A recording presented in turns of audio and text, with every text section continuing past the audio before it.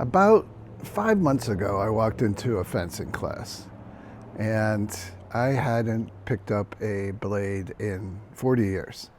And this channel and this episode are going to be about that.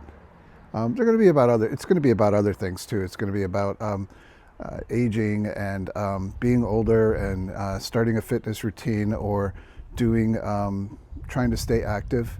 Some thoughts on the sport of fencing as an objective outsider, because I got no skin in the game with the actual sport of fencing, but I see things, and I'm going to give my opinion.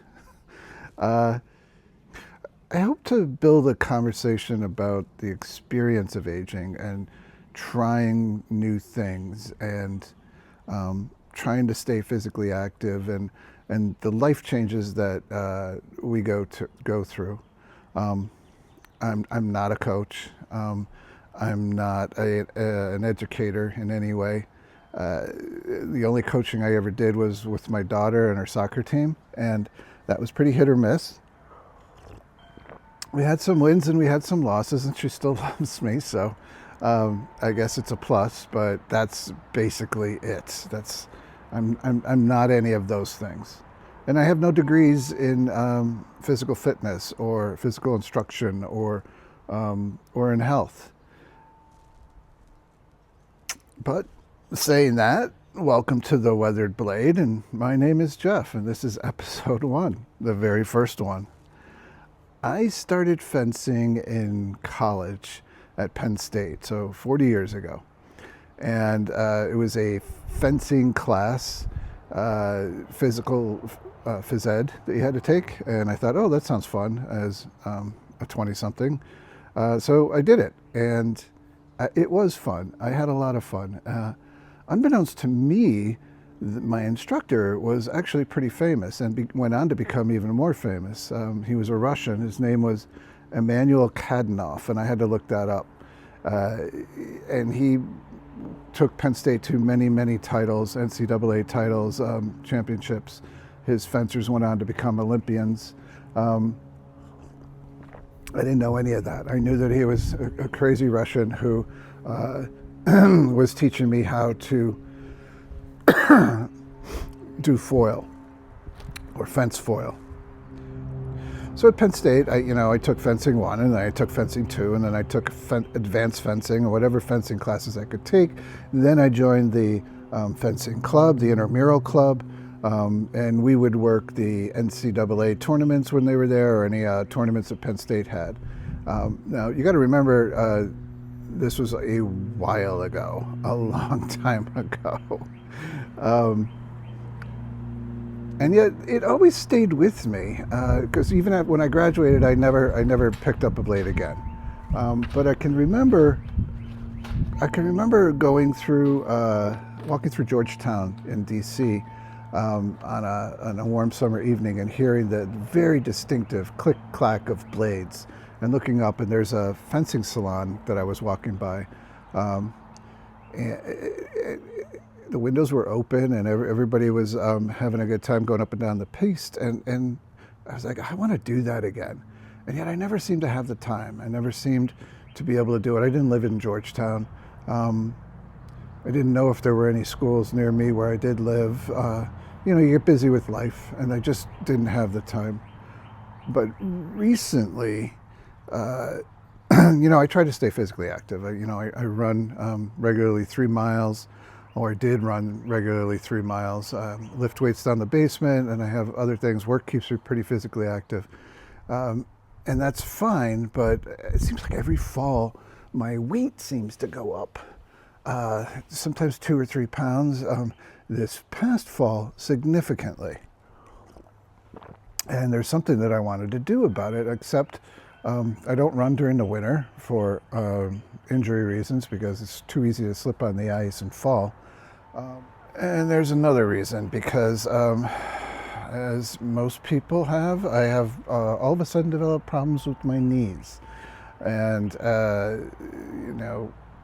running is becoming painful. So I was looking for something else to do So I found a fencing school.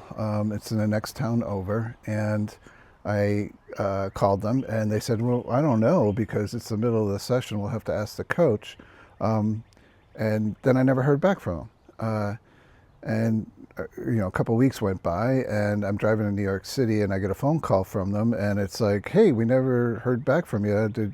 Were you going to take the class?" And I was like, "Well, I never heard back from you." And they're like, "Oh no, the coach would really love for you to enter the class, and we'll prorate the fee." And I was like, "Okay, I'll start next week." And going to the class, so it was an odd feeling for me driving to the next town to the class, feeling apprehensive. I didn't know what was going to happen. I mean, it's been 40 years since I picked up a blade, and uh, I walked in and I was like, okay, we'll probably be doing drills. He'll ease me into it. Uh, some of it will be familiar, most of it won't, and that's okay. I'll just get my body used to it. So he introduces me to the class, and we all say hi, and then we're doing warm-ups that I have no idea. What is a Mario Kart? I never heard of that. Some I did know, like a hurdler stretch or butterflies, but wait for the wind chime. So we do the warm-ups, and then I have to get set up, and I have no idea how to do it. And I said, "Where are the foils?" And he goes, "I don't teach foil. I only teach saber." Now, I had never picked up a saber ever. Even when I was fencing, I didn't pick up a saber. Saber wasn't electric. It was 4 judges on either, all 4 corners, and then you had a director, and they were crazy saberists. They were absolutely insane. So I stuck with foil and epee, and I fenced epee because I had a friend who lived on the same floor as me in the dorm, and he was on the team, and sometimes he would need a practice dummy. So I would suit up, and we would go back and forth, and he would try different things on me. But I never picked up a saber, and I didn't even know saber was electric. That's how long ago it was. Oh, and then we're doing advanced lunges as a warm-up drill, and I've got my hand cocked up like this, and in front of the whole class he goes, "Put your hand down. We haven't done that since the '80s." I was like, "Thanks." So, did I mention that I am the oldest person in the class by far? The coach is in his mid-40s, and I am 25 years older than him. And there are a bunch of high school students. I think the youngest is 14 or maybe 15. I know there's 15-year-olds in there. The assistant coach is in his late 20s or early 30s. So, yeah, it was an experience. There were no drills. There weren't. We suited up. The kids showed me how to get my cords all arranged and everything, because you have a cord on the mask, which we didn't have. I don't remember having in foil. And he goes, "Go over there with that group." So I went over to the group on the separate piece, and I said, the coach told me to come over here. And they're like, "Really?" And I was like, "Yeah." And he goes, "Okay." So we started. They threw me in, and it was a best of 3 bouts, and a bout is 5 touches. And, I got horribly beaten in the first bout. What was interesting, though, was that I still remembered the footwork. I still remembered distance. My distance control was really good. I still remembered the feel of the blade and the touch of the blade. My body remembered it. I didn't.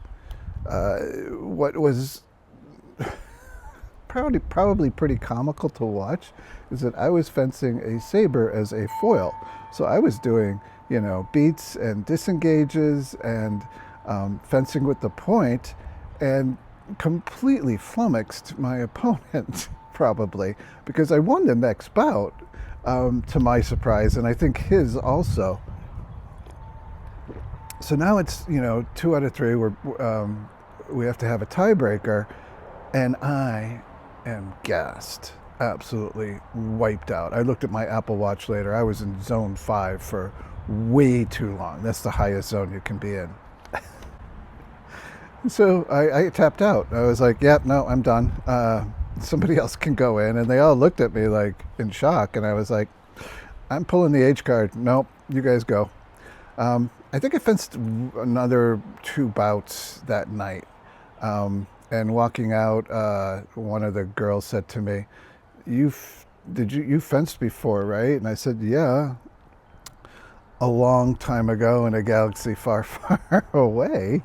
And she said, "I can tell, but you fenced foil." And I was like, "Yeah," and that's all I ever fenced was foil. But walking out of that class, all hot and sweaty into a early December night, I was smiling and I was really energized. And I'm going to do this. So that was 5 months ago. And I've been thinking a lot about the experience of saber fencing. I've watched a lot about the sport of saber fencing and looked up a lot and read a lot. And, there are things that an older person trying to stay active, mentally and physically, I think this journey is worth recording and having a conversation about. So that's the purpose of this video. And thanks for watching. And welcome to the Weathered Blade episode 1. And there will be more to follow. Thanks. Bye.